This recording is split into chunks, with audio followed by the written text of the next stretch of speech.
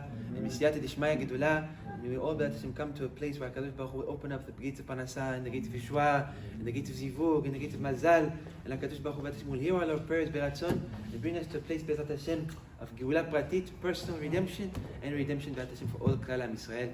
Amen. B'ezrat Hashem. Rabotai, tonight is a very, very special night before we enter to the Shiur. Tonight, B'ezrat Hashem, it's the Ilula of two big tzaddikim.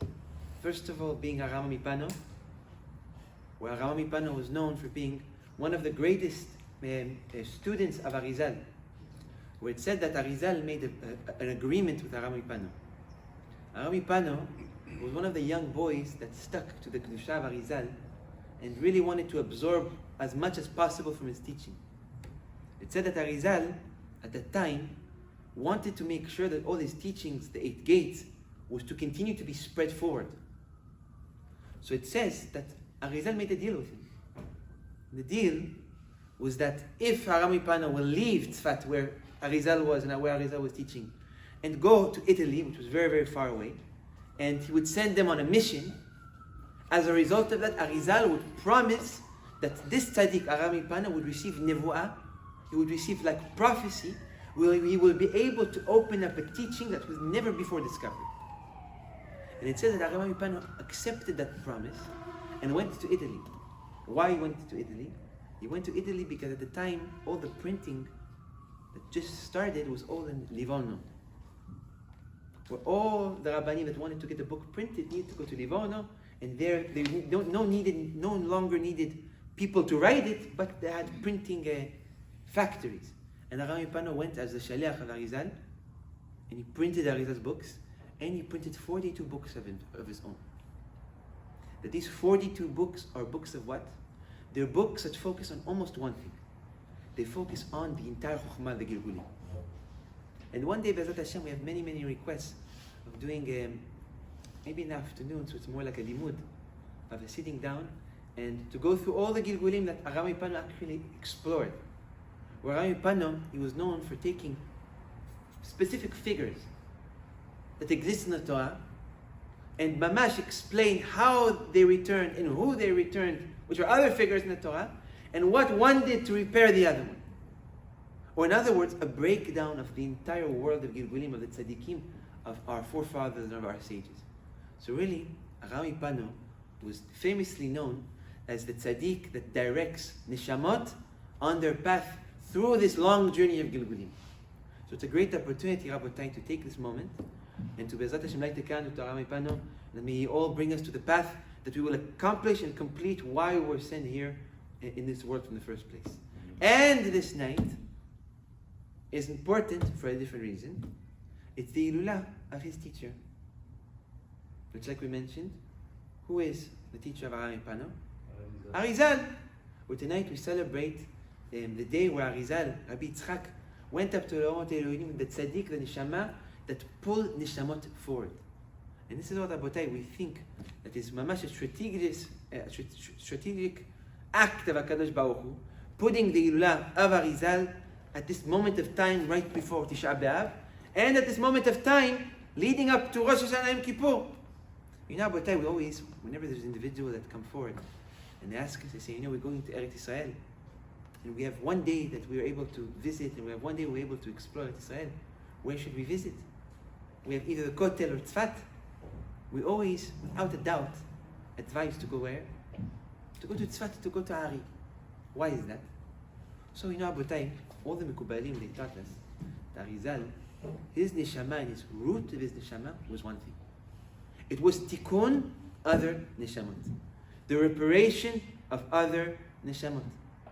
And that is where all those stories that Rabbi Chaim Vital, Amalchu, teaches in books where it says that before Arizal came to existence, the sky, the water, the ocean was completely full with only one living existence. That was what? Neshamot that were lost and sent to purgatory. It said that Arizal, the day he passed away, was the day we completed repairing every single neshama in the world. Where until he was alive, there was thousands of years where there was no korbanot, there was no sacrifices, there was no reparation for those neshamot. And there's 2.5 years that Arizal did his practice, he repaired every single neshama. And that's what we say, Arizal's neshama in his root tikkun is. Reparation of us. Reparation of other neshamot. So Rabotai, being a day of the passing, the Ilulah, both of these tzaddikim, we encourage everyone Hashem to come forward, to light the candle, to do Perek Tehillim, to ask a request from the tzaddik, and Bezrat Hashem, in the merit of the tzaddikim, HaKadosh Baruch Hu will hear all our prayers and bring us to a tikkun, a reparation, B'mera B'yamenu, Amen. You know, Rabotai, Baruch Hashem, we're all very, very close approaching to Tisha B'Av. And Baruch Hashem, we all made it almost past the 3 weeks of Yemei Ben HaMetzarim, where Chazal teach us that even the name Ben HaMetzarim comes from what? It comes from the fact that Kol Asher Yirdefuah Yisigua. What does that mean? It means that this is a period of time where Chazal teach us that anyone that ever tried to chase Bnei Israel and to harm Bnei Israel, were able to catch it. Where they give an example, an analogy, they said it's like chasing a man in a tunnel. There's no need for any sort of wisdom, of strategy. It's just run after him until you catch him. Yemei Ben HaMetzarim, as we know, is a time of like a din, like a judgment. And Baruch Hashem, we're about to pass it. And we're almost finishing it. And we're almost coming to days of complete chesed and rachamim. But we think that it's very important that before we finish it, we understand it. And we see how we can take from even this time that perceives to be din and judgment and harmful things, actually big bracha. Arizal, Zchuto Tagen Aleinu, that today this is Hilula, gives a beautiful teaching about this concept of Yemei Ben HaMetzarim, which is completely contradictory to what we know of until today. Arizal says that there is a famous pasuk that the Torah teaches us, which represent and which reflect times which are complete good, chesed, ahava, shefa from Israel. Where we learn that there are 2 times in the year which are ach tov li'Israel. What does that mean, ach tov li'Israel? Like what we mentioned, times of complete goodness. When are they? How long are they? What period of the time of the year? Arizal says there are 2 periods. The first, ach tov li'Israel, the first period of time which is only good for Am Yisrael, is Rosh Hashanah to Hoshana Rabbah, where the period of time from Yom Adin, Rosh Hashanah, that we're going to B'at Hashem be judged for life, for shefa, for bracha, until Hoshana Rabbah, it is a time which there is no better time for Am Yisrael throughout that period of time. If we make an account of how many days that is, we come out to an equation of 21. Where do we learn that it's 21 even before doing the equation? Ach, in numerical value, Aleph, Chaf, comes out to be what? 21. Where the period of 21 days between Rosh Hashanah and Hoshana Rabbah are 21 days which are Ach Tov L'Israel, only good for Israel. Arizal says there's a second period of time throughout the year, which it is a time of bracha. What period of time is this? So, Arizal says it's the 21 days between Shva Asar B'Tammuz, the 17th of Tammuz, the day when the Yerushalayim's gates were breached, and Tisha B'Av. Now, but this teaching goes against almost all teaching of all Chazal. We know the Yemim of Yemei Ben HaMetzarim to be times of Din, to be times of judgment, to be times that we have to be careful, we have to put our head down, to not be unique, to not be out of the normal, to try to just go through them and pass these times of Por'anut. What does Por'anut mean? Por'anut means it's like freedom for the Satan, where the Satan does as he wishes. And we'll explain a little bit later in the shiur why the Satan receives such koach in these 3 weeks. We learn these times of these 3 weeks to be times of complete bad. And here Arizal comes and he says what? And he says it's actually a time of complete shefa. It's actually a time of complete bracha. So the question is, how do we understand this? And to go even a little bit further, to make this argument even bigger, of how does it make sense to have on one aspect Arizal teaching us that it's a time of complete bracha, only good for Israel, and on the other side being a time of complete din. So Arizal explains what is the essence of the creation of the world, and he explains it with an answer. Arizal says, when HaKadosh Baruch Hu created the world, he wanted to create the world in the exact same formula that he created all previous worlds. Whereas we know, all the worlds that exist above us, which are 3.5, 4, depending on how you count, Atzilut, Berea, Yitzira, and Asiya, half of Asiya at least, they were built and they were founded on one midah, on one attribute. What is the attribute that all the worlds were built on? Gvura, din. Where if we see in all the other creations that exist, Malachim, Seraphim, Chayot HaKodesh, they don't have mercy. They don't have freedom. There's no place that HaKadosh Baruch Hu says that He has love for them, Bichlal, where it's even perceived that all those worlds are worlds of what? The worlds of complete order. HaKadosh Baruch Hu's presence is at the utmost power, and the stronger a military and the stronger a king is, the less freedom who has? Who? All the people that live in the kingdom. All the Elamot Elyonim were always based off complete Gvura. That's why Malachim don't have even a fraction of the freedom or a fraction of the ability of the power of creation that man has. Where they are built in very, very strict guidelines, where if an angel goes a little bit to the left, it's no longer has the right to exist and gets erased. Like in many stories, like in Chagiga, in page Yud Gimel, where it says that HaKadosh Baruch Hu, every single day, He creates and destroys a complete kat shel malachim.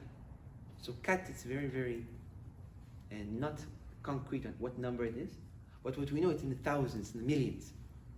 Why does HaKadosh Baruch Hu destroy and create every single day a new batch of malachim? So it says something incredible. It is because every single day when HaKadosh Baruch Hu creates a new batch, they're excited. Because they're excited, what's the first thing that the malach wants to do? Wants to serve. He received an opportunity to exist. He wants to be useful. So the Gemara says that the angels, they start to sing. And that's their form of worshipping HaKadosh Baruch Hu, singing to HaKadosh Baruch Hu. But the Gemara said that there's a little bit of a mistake, a problem that they do. They don't wait a little bit longer until the older malachim, the ancient malachim, to sing. Or in other words, they start singing and they break the order of the Shirah. They break the order of all the angels singing at once. And that's why we say, Nekara Zeh, El Zeh, Ve'amar, Kadosh, Kadosh, Kadosh. The angels, what do? The ancient angels that have more experience. They look to their right, they see the angel, you ready?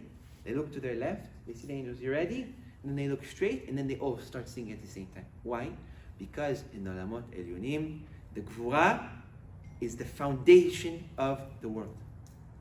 That's why HaKadosh says that when HaKadosh Baruch Hu wanted to create our world, as we know, what midah He wanted to create the world with?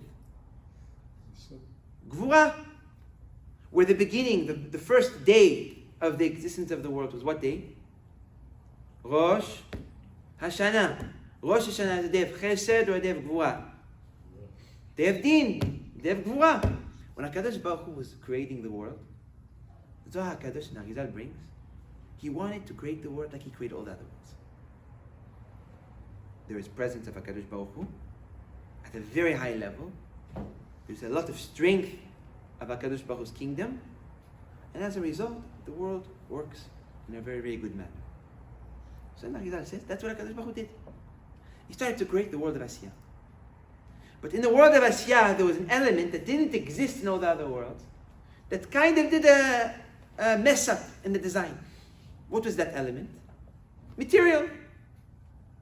Where here, different to all the other worlds, HaKadosh Baruch Hu had material in the equation. Where He wanted to build a world of din, with material being its platform, what it all leans on. As HaKadosh says, the problem is that material is very, very volatile. Where material is not like spirituality, where you can't really make it complete bad and complete good. Material, you can take a cow, and it could be tameh, it could be the most impure thing. Then you can take that same cow and do what with it? Make a Sefer Torah. Material in its nature always tilts right, tilts left, tilts right, tilts left. It's not a stable element where HaKadosh Baruch Hu was able to create with. That's what HaKadosh says. When HaKadosh Baruch Hu was creating the world, and he put in place the gvura, strength of Kodesh Baruch Hu, as the platform on material, there was something very, very unique that was happening. What was happening? Zohar HaKadosh says, Hashem would form the world, and that same gvura, that same strength that he put in the world, would run into the world and destroy it. And that's teaching that we've famously learned in many, many places. We say, when HaKadosh Baruch Hu, before he created our world, what was he doing? He was creating worlds and destroying them. Not that he was bored, that he had nothing to do with himself, except for just create worlds and see them perish and destroy. It's that he would design the world in a physical manner, but put gvura. The gvura itself, seeing that the material keeps on tilting right and left, the strength that HaKadosh Baruch Hu installed in the world would destroy itself. So HaKadosh Baruch Hu said, it's not working. Clearly, building the world on material and gvura doesn't hold shape of itself. So that's why HaKadosh Baruch Hu had an idea. What was the idea? The deen is too strong. The judgment is too powerful. What needs to happen? I have to sweeten it. How do you sweeten judgment? With chesed. So HaKadosh Baruch Hu had a plan. Maybe if I take the material of the world and I put within the material of the world chesed, and I let it sit, and I'm going to let it marinate. After a long time of it sitting down and it really getting down to the roots, even when I will start the world with gvura, the material is already going to be so sweet from the chesed, where it's not going to have too much potency of din and destroy itself. And Arizal says that's what HaKadosh Baruch Hu did.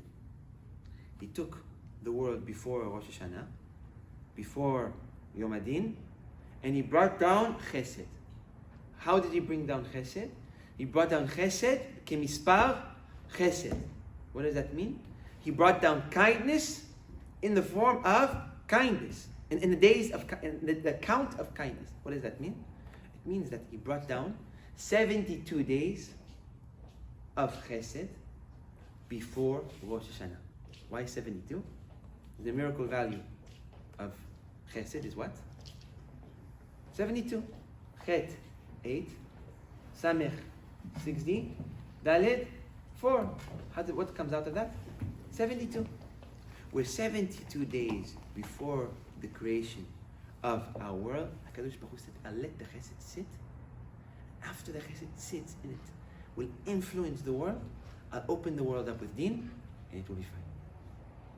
If we count 72 days before Rosh Hashanah, when does this 72 days of chesed actually start? Shva Asar b'Tammuz, the 17th of Tammuz. So now this makes this question even bigger. How can you say that on one side you have Arizal and the Zohar HaKadosh saying that the 3 weeks actually, 3 weeks of complete goodness and bracha and shefa, which a part of the 72 days of chesed that HaKadosh Baruch Hu brought down to the world, and on the other side you have the Rambam, and you have the Ramak, and you have the Rabbi Yosef Karo, and all these tzaddikim that said that this time is a time of danger. Be careful. Where is the sense in this? Is it a time of opportunity or is it a time of danger? It needs to be one of them. So how can we come to a place of an understanding of this concept? So Arizal gives a little bit of a teaching that brings a little bit more sense to this. He says, within the chesed, there are 2 stages.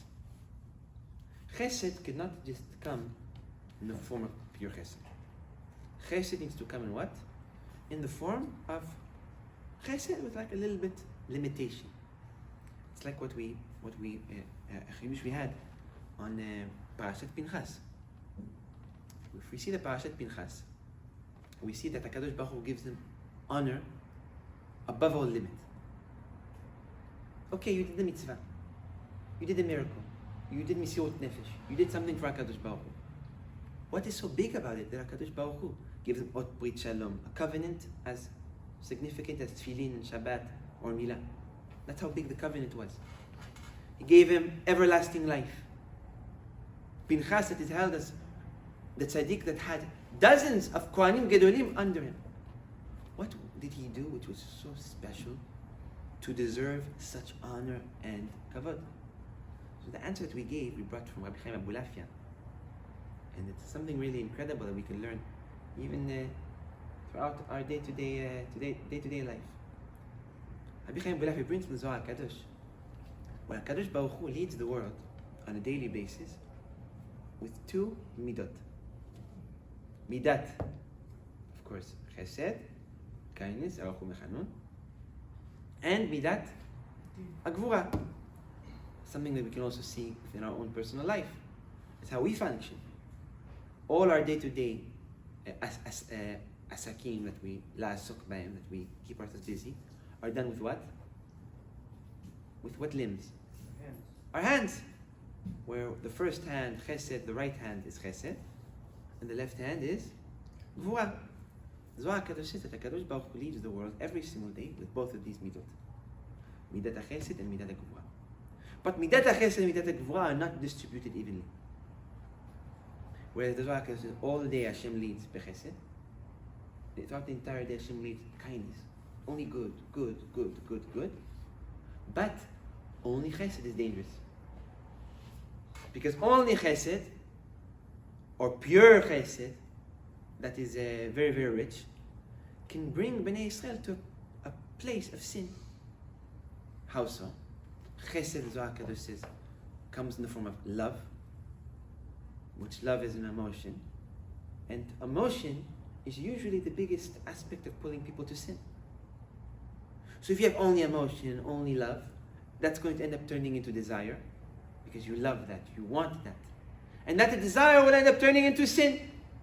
So HaKadosh Baruch Hu Erach U'Mechanun, being a man, a leader of complete kindness for both directions, kindness in giving good but leaving boundary to not fall, leads the world also a little bit with what?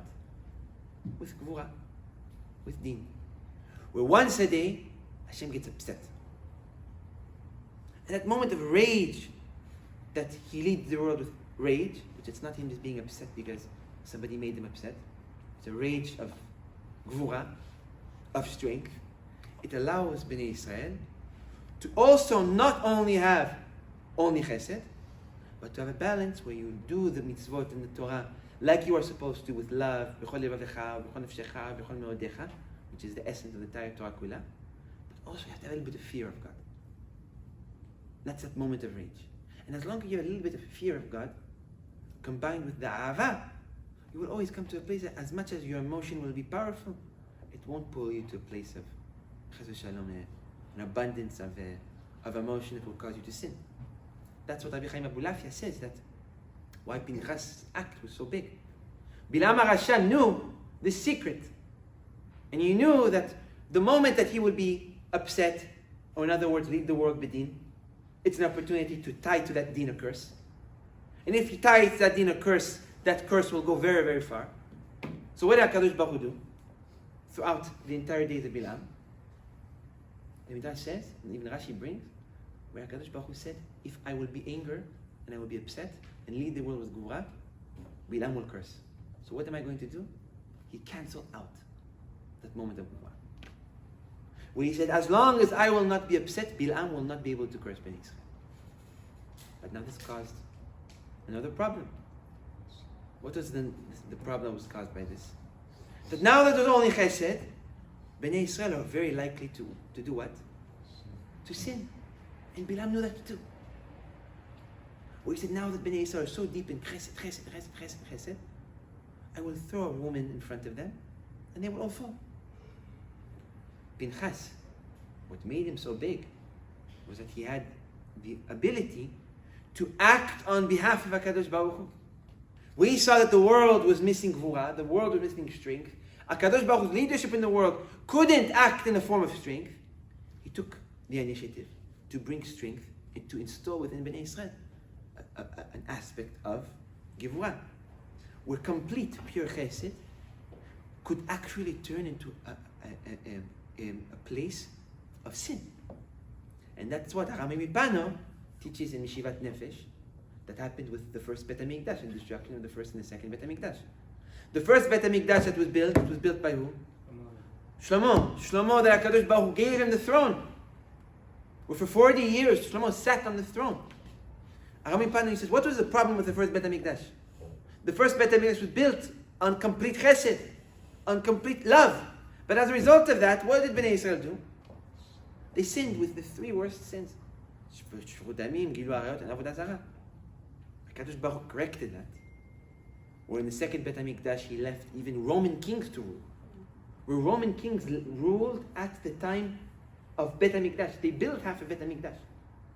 But as a result of that, that abundance of Gvurah caused Bnei Israel to do what? To hate. Where we see that there is always a need of a balance. We can even learn this within our own life. A balance of having a good portion of chesed, but always holding on to that aspect of Gvurah to keep us in the middle. Arizal says that within the chesed, HaKadosh Baruch Hu saw that with a ribui, an abundance of chesed, will come great nitiyah. Great nitiyah. Nitiyah. Urge, we can call it. Nitiyah, urge to sin.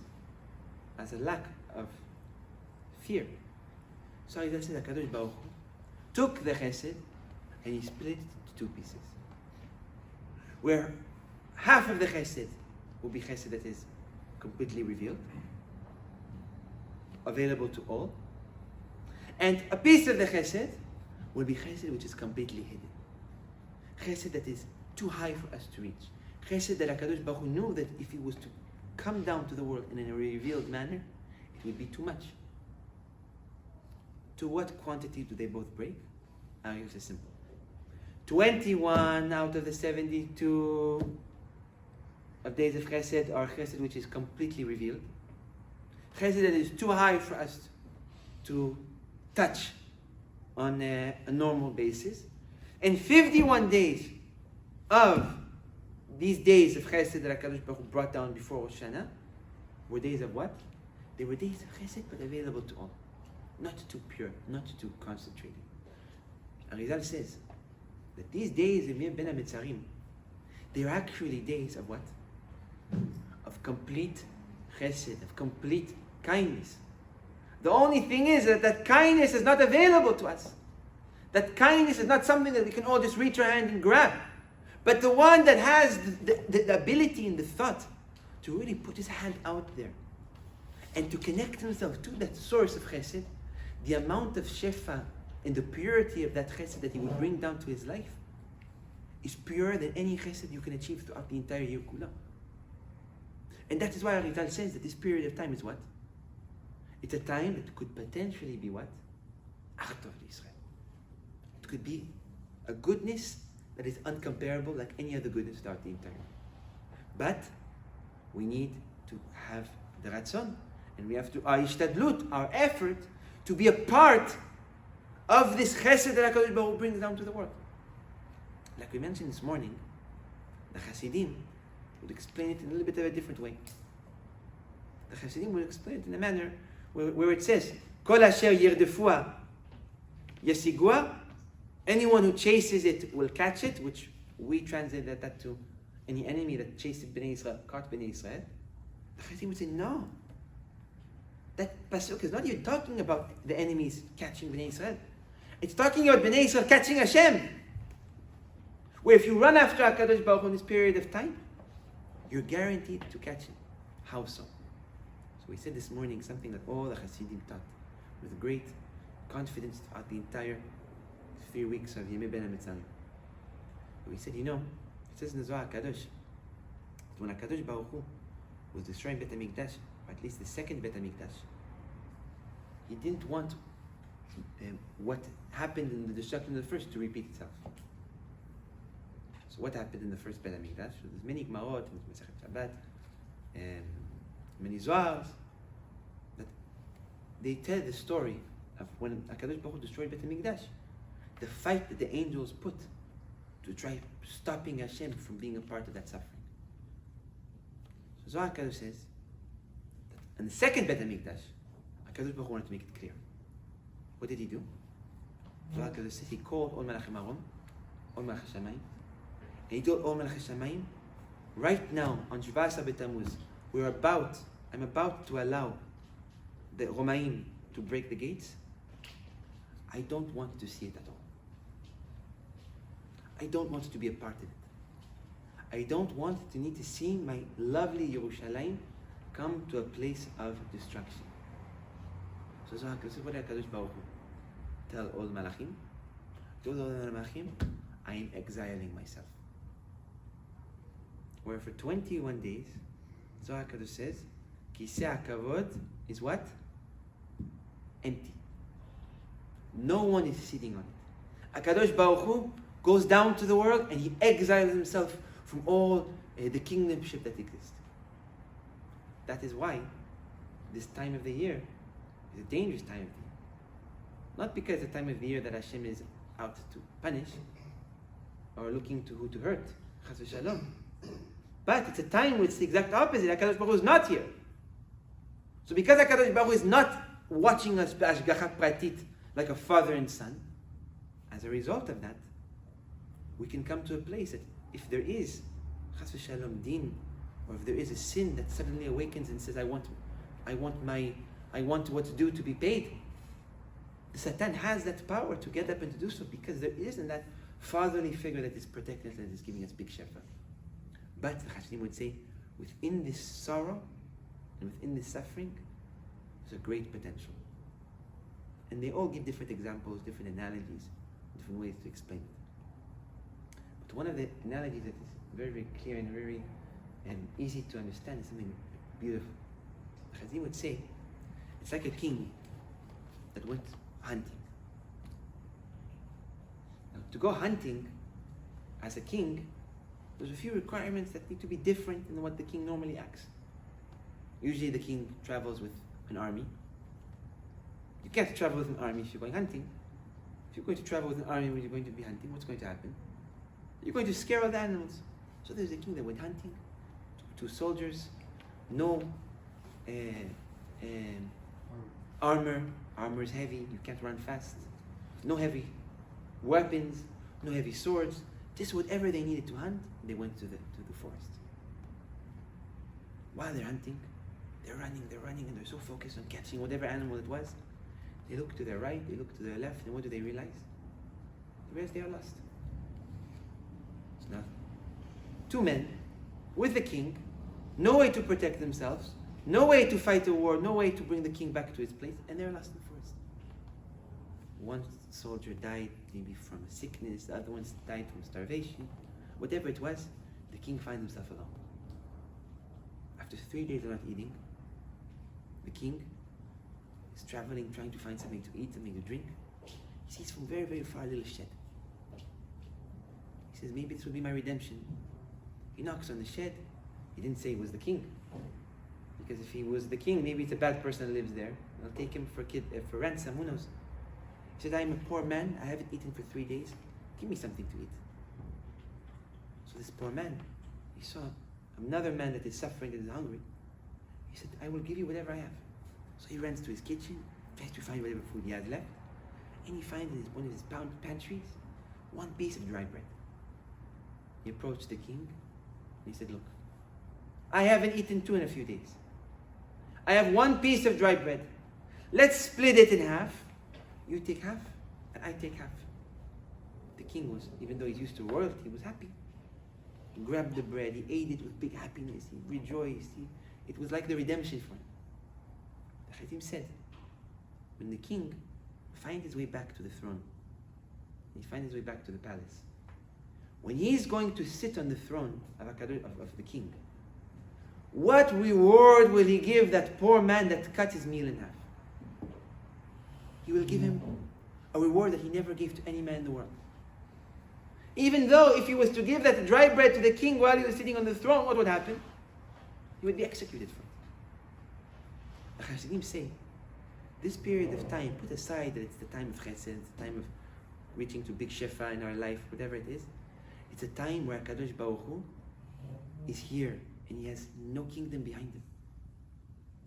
At that time, even the little that each one can come and offer, the reward that we will receive on Rosh Hashanah when he's going to sign the deen will be above what any mitzvah that we could do throughout the entire year will pay us. And that's what the Chassidut would say. This period of time, yes, it's a deen because HaKadosh Baruch Hu is not present protecting us, but that's our opportunity. And that is why, Rabotai, this period of time needs to stop as a period that we see as morning. It's not a morning time. Maybe at Hashem we'll do another shiur and we'll explain why it's not a morning time at all. But as a time of reflection, as a time of understanding that the home of HaKadosh Baruch Hu is not built, and we have the opportunity to take part of it. And that is why, Rabotai, this period of the 3 weeks, actually a time of big shefa and a time where we can all come forward and receive bracha that we cannot receive throughout the entire year. With the little that we do, with the smallest effort that we can do, we can reach to big bracha and to be siyata d'ishmaya gedola. Now, Rabotai, within these weeks, even though we are already towards the end of them, there is big potential of understanding something else within our world. And big potential of shaping and forming the year that we are approaching, B'ezrat Hashem, right after Rosh Hashanah. As we mentioned, in order for HaKadosh Baruch Hu to create man, how many days did HaKadosh Baruch Hu, previous to Rosh Hashanah, start preparation? We mentioned it, Rabotai, in this class. 72.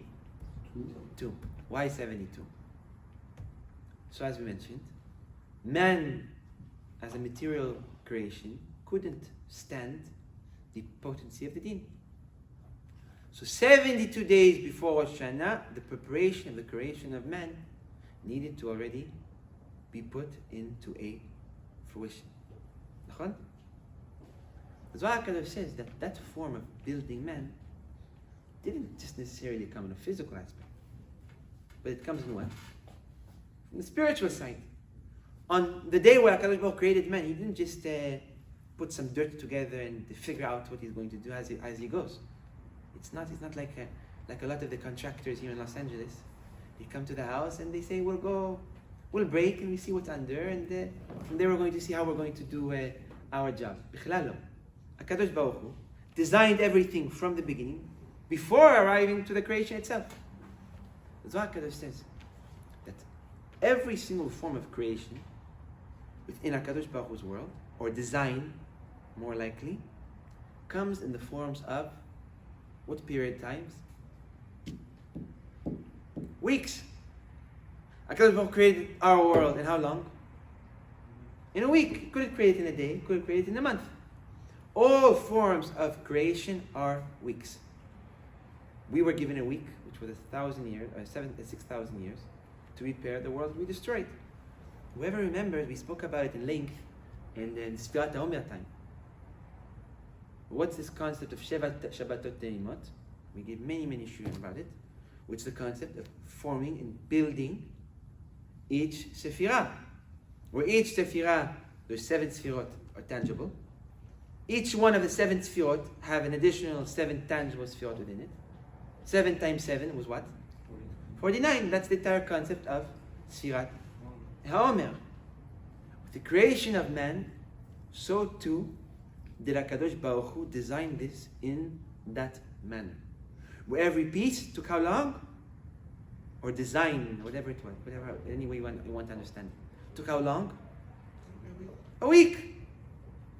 Within a man, as we know, Tzelem Elokim, or Adam HaKadmon, which was the form that we are shaped of, holds how many pieces? 10. 3 being within the consciousness, Chokhmah, Bina, and Dat. 7 being in the tangible body itself, being Chesed, Gvura, Tiferet, Netzach, Hod, Yesod, and Malchut. And each piece took a body part, each piece took a limb.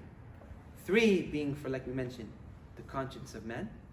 7 being for the body of man itself. In order to build man, how many weeks were required? 10. How much is 7? 10 Shabbatot in days? 70. Where in 70 days, you're able to fill up 7 10 full weeks. Zohar Kadosh says the 10 weeks that are before Rosh Hashanah are actually the time when man starts to shape how he's going to look and how he's going to exist in this new creation of next year. Where every single year, as we know, is a new creation, where we are considered to be new beings after Rosh Hashanah. And 10 weeks before, so we are designed. And each week, following from the beginning to end, are weeks of what? Are weeks of how our aspects within our world will look the following year. Like we mentioned, within the 10 Sfirot, how many are not tangible? 3. What are the 3? Chokhmah Bina Dat being what? The first 3 weeks of what's the first 3 weeks of 70 days before? The 3 weeks. The 3 weeks. Well, like we mentioned, there are times of complete chesed, meaning the creation of man, but they were in what form? They're hidden. Like what? Like the consciousness of man. You can't grab consciousness. Consciousness is too complicated for even the highest scientists to understand. These 3 weeks of Yemeh Ben Amitzarim, they are valuable. It's because we shape how our conscious will look the following year, next year. We shape how our bracha will come within our Chokhmah Bina Dat in the following year. And that is why we consider the times of Yemeh Ben Amitzarim as more important. Because at the end of the day, we absorb all what is in our life through what? Through our consciousness, in the ways of having ideas for Parasha, in the ways of how to act, to have Shalom Bayit, in the ways of how to function b'avodah. Some people are talented, they know how to talk, they know how to work, they have bracha. All of that is decided and built when? Built on these 3 weeks. That are weeks of what? Weeks of hidden shefa that we all need to reach down to grab, to build. Which is really what Rabbi Nachman focuses really in length about this concept of Yemei Ben Amitzarim. Well, the whole concept of Ben Amitzarim, according to the Chassidut of Rabbi Nachman, it's all about machshavat halem. What is the machshava, l'teira machshava, to repair the neshama, the machshava, to repair the conscious, the thought, because that is what it is built on. We're not going to focus on the whole 10 weeks. We're going to focus on these 3 weeks, which, like we mentioned, are the conscience. The 3 conscience, Arizal says, they're broken into 3 different aspects. First one being Chokhmah, the second one being Bina, the third one being Dat. Chazal teach us that these Chabad, these Chokhmah, Bina, and Dat, also reflect on how a man brings something new to fruition. Chokhmah, our sages teach us, it's the ability of man to come up with a great idea. I have an idea. I want to create a restaurant. I want to create a yeshiva. I want to create a whatever it was. Some sort of I want to do tshuva. I want to get married. The initial idea. That's chokhmah. Having the ability to put together something which is unique. But having a good idea is not enough. You can have good ideas from today to tomorrow. It's beautiful. It's between you and yourself.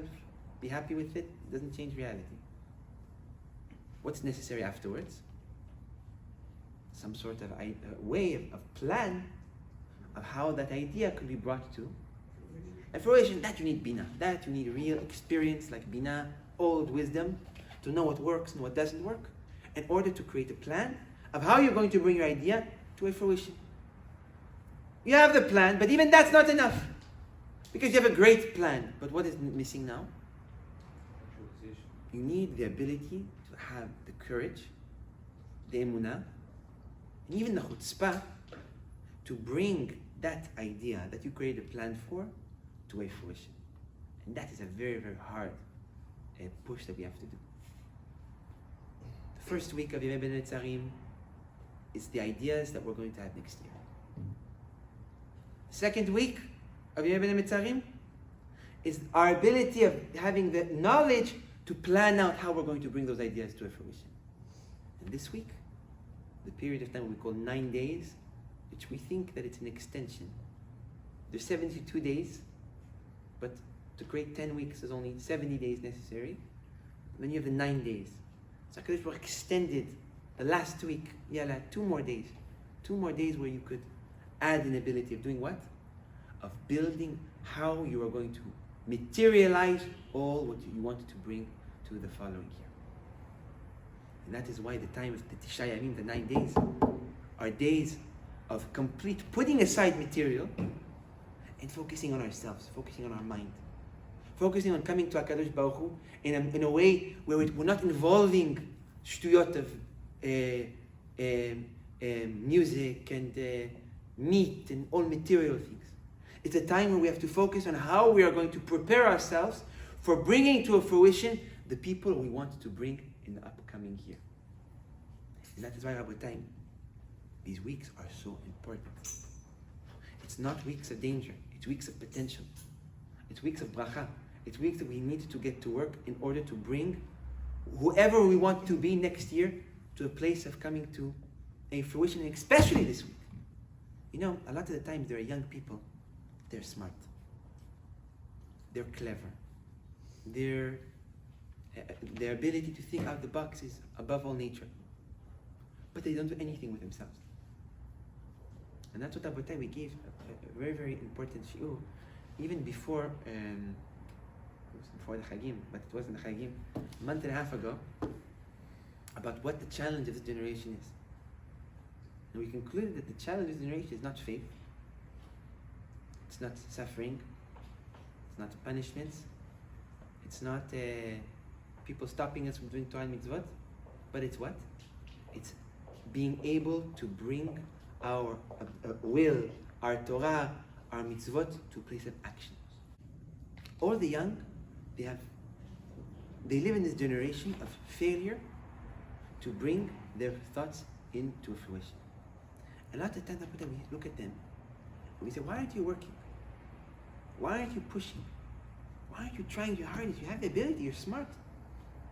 And they all come with the same conclusion of whether it's I can't, or whether it's I don't have enough of the tools, or whether it's I don't have enough of the courage, whether it's I'm scared, and this could be with Parasha, it could be with Zivug, it could be with anything.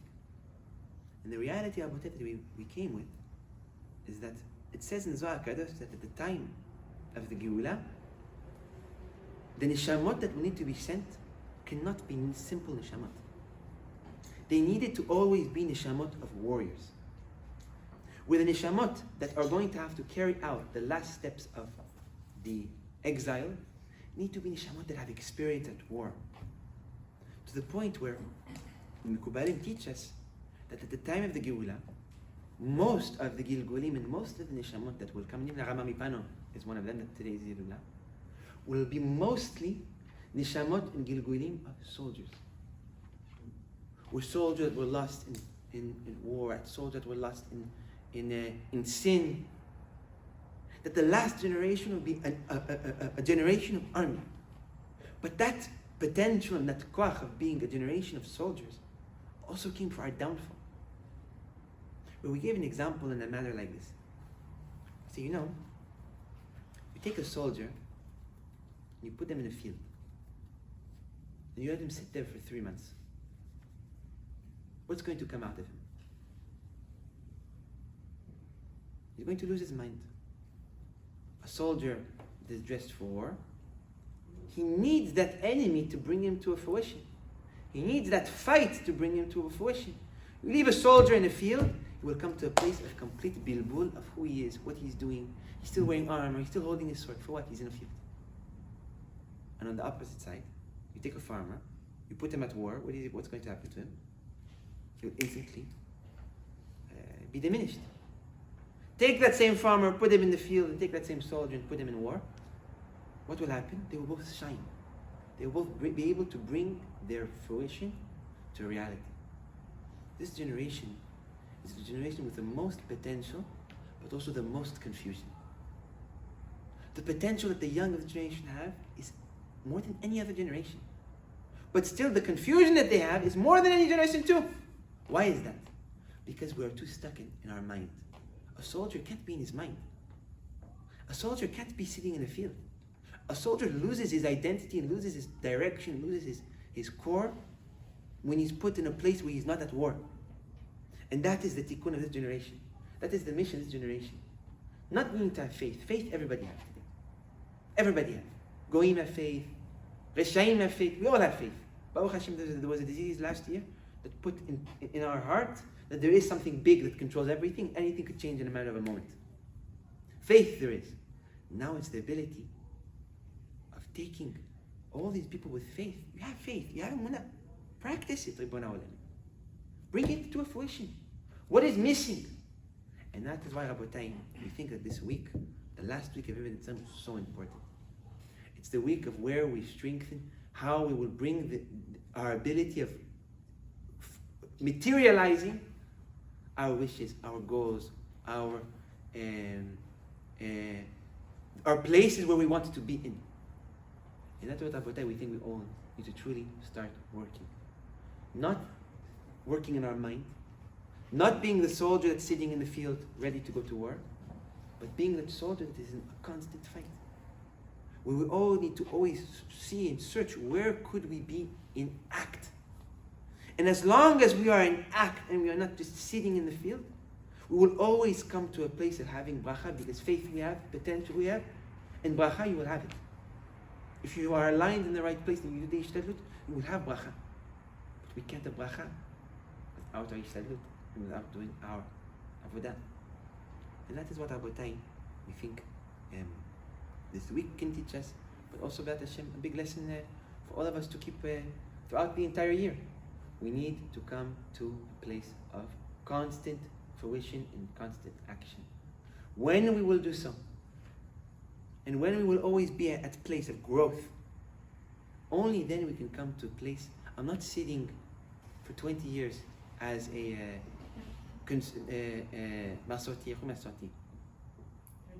traditional, but actually growing somewhere. And that's what Rabotai this week needs to bring us to. It needs to bring us to a place of not just having ideas, not just having plans, but bringing those plans and those ideas to a fruition. And that's why Rabotai B'at Hashem this week will be turned to a week of Shefa and Simcha and Sason, and we will all come to a place of big B'siyata Dishmaya in the upcoming year. Amen. Is there any questions, Rabotai? Ken Sadi.